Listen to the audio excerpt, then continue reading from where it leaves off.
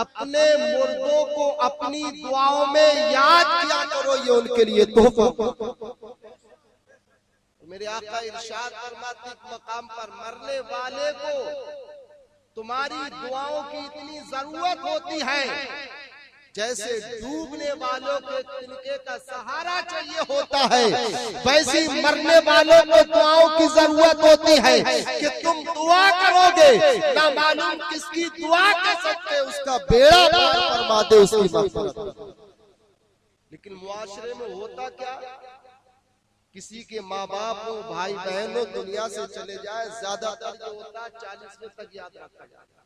कब्रिस्तान भी बड़ा मेहनत से 40वें तक जाया जाता है, मगर उसके बाद हम भूल जाते हैं। फिर शबे बारात में साल में एक मर्तबा मौका आता है। मगर याद रखो, मेरे आका इरशाद फरमाते हैं जब कोई अजीज कब्रिस्तान जाता है और अपने अजीज की कब्र पर खड़े होकर फातिहा करता है, ईसाले सवाब करता है, नबी फरमाते वो मुर्दा उसकी रूह उसके इस्तिक़बाल के लिए खड़ी हो जाती है। वो रूह पहचानती है कि आज मेरा फुला बेटा आया है, फुला रिश्तेदार आया है, मेरा फुला पड़ोसी आया है, मेरा फुला मिलने वाला आया है। वो पहचानती है। आका फरमाते हैं वो जब तक उसके लिए दुआ करता है वो उससे उन्स हासिल करती है और उसके इस्तिक़बाल के लिए वो खड़ी रहती है कि मेरा अजीज मेरे लिए दुआ।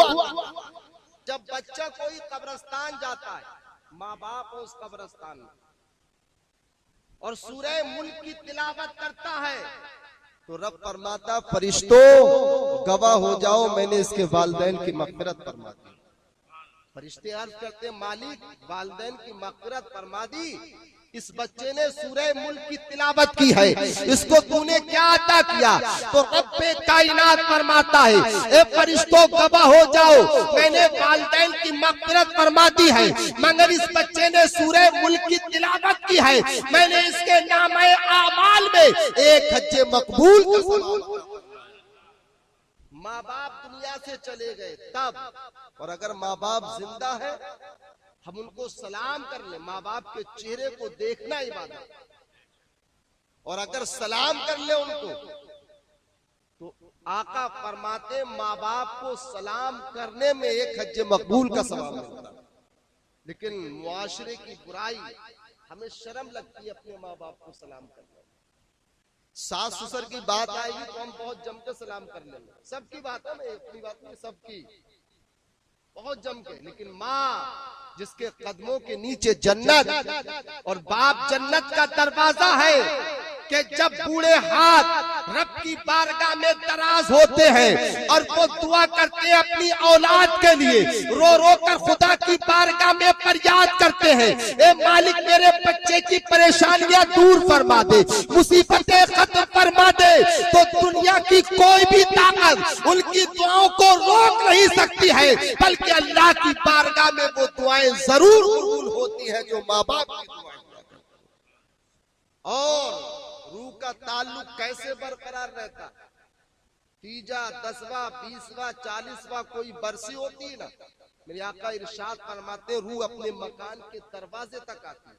एक मकाम पर इरशाद फरमाते रूह घर के अंदर दाखिल होती है और इशा तक रहती है, उसको इसाले सवाब किया जाता तो खुश होकर के वापस जाता, और नहीं किया जाता तो रंजीदा होकर के वापस जाता।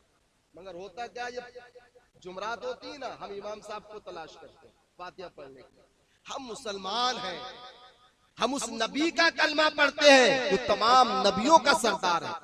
हमें अपने माँ बाप के लिए फातिहा पढ़ना नहीं आती, दुआ मांगना नहीं आती, हम दूसरों के मोहताज हैं। जो औलाद अपने माँ बाप के लिए दिल से दुआ मांग लेगी वो गैर कभी उस तरीके से दुआ नहीं मांग सकती। ये कड़वी बात क्या है भाई, जो मैं अपने लिए मांग लूंगा दूसरा मेरे लिए वैसे थोड़ी मांग ले। होता क्या है, इन दुआओं के जरिए अल्लाह मरने वाले की मग़फ़िरत कैसे फरमाता है। हदीस पाक में मेरे आका इरशाद फरमाते हैं, एक इंसान है दुनिया से गया, गुनाहों का बोझ अपने सर पर लेकर के गया, उसने दुनिया में अपनी औलाद को छोड़ा, अपने रिश्तेदारों को छोड़ा, अपने अजीजों अकारिब को छोड़ा, वो उसके लिए दुआ करते रहे। कभी बड़ा बेटा दुआ करता है, कभी छोटा बेटा दुआ करता है, मगर जब खुदा के सामने उसकी पेशी होगी, उसके दर्जात को बुलंद कर दिया गया होगा, उसकी मग़फ़िरत कर दी गई होगी, वो बंदा रब की बारगाह में अर्ज करेगा, ए मालिक मैं तो बड़ा गुनाहगार था, ए मालिक मैं तो बड़ा सियाहकार था, जब मेरा इंतकाल हुआ था गुनाहों का बोझ मेरे सर पर था, मगर किस सबब से तूने मेरे गुनाहों को माफ फरमा दिया। मेरा रब फरमाएगा, ए मेरे बंदे बिलाशुबा तू गुनाहगार था, मगर जब तेरा इंतकाल हुआ तो तेरे बेटे को, बड़े बेटे को बड़ा दुख हुआ था, तेरे छोटे बेटे को बड़ा रंज हुआ था, तेरे रिश्तेदारों को रंज हुआ था, लिहाजा उन्होंने तेरे लिए रो रो कर दुआएं की थी। बड़े बेटे ने तेरे इंतकाल पर अपनी दाढ़ी को छोड़ दिया था। ए मालिक तू मेरे माँ की मग़फ़िरत फरमा दे, मेरे बाप की मग़फ़िरत फरमा दे, तेरी नबी की सुन्नत पर अमल करूंगा। ए मालिक मेरे माँ बाप की मग़फ़िरत फरमा दे, हर बुराई से मैं दूर रहूंगा। जब वो दुआएं करते थे, ए मेरे बंदे बिलाशुबा तू गुनाहगार था, मगर उनकी दुआओं के सदके मैंने तेरे गुनाहों को माफ फरमा दिया। मैंने तेरी उठाओ तारीफ, बसरा की सरजमीन है, एक जनाजा जा रहा है, उसको 4 इंसान कांधा दिए हुए हैं। बसरा मुसलमानों का इतना बड़ा शहर, पीछे पीछे खातून चल रही हैं। एक बुजुर्ग फरमाते, जब मैंने इस अंदाज में देखा तो मैंने सोचा कि इतना बड़ा मुसलमानों का शहर, दूसरे इसके जनाजे में शरीक नहीं हुए, मामला क्या है? बुजुर्ग फरमाते, मैं दूर खड़े इसका नजारा करता रहा। उन चारों ने उसको सुपुर्द खाक किया, मनो मिट्टी के नीचे दफन किया और चारों वापस होने लगे। बुजुर्ग फरमाते, मैंने उन चारों को रोका, ठहर जाओ, राज क्या है मुझे समझा जाओ, इसके जनाजे में दूसरे मुसलमान शरीक क्यों नहीं हुए? उन चारों ने जवाब दिया, हमें मालूम नहीं, ये औरत हमें किराए पर बुला कर के लाई थी, हमारा काम था सुपुर्द खाक करना, हमने कर दिया, लिहाजा हम वापस हो रहे हैं। बुजुर्ग फरमाते, वो चारों चले गए। मैंने उस खातून को देखा कि वो दुआ कर रही है, थोड़ी देर के बाद वो रो रही है और हंसी अपने घर को वापस होने लगी। बुजुर्ग फरमाते हैं, मैंने उस खातून को रोका, ठहर जा, मुझे राज बता जा, इसके अंदर राज क्या है?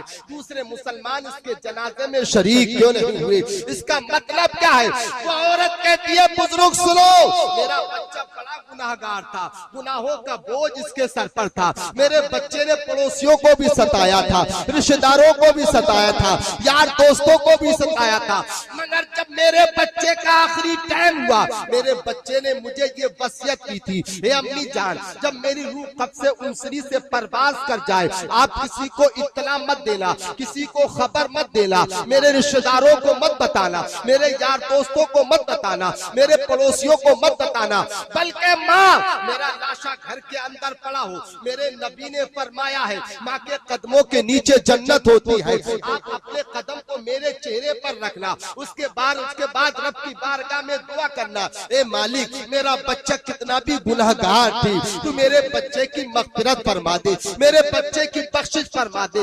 वो औरत कहती है, मेरे बच्चे का इंतकाल हुआ, मैंने किसी को खबर न की, 4 आदमियों को किराए पर बुलाया, अपने बच्चे को मनो मिट्टी के नीचे मैंने दफन करवा दिया।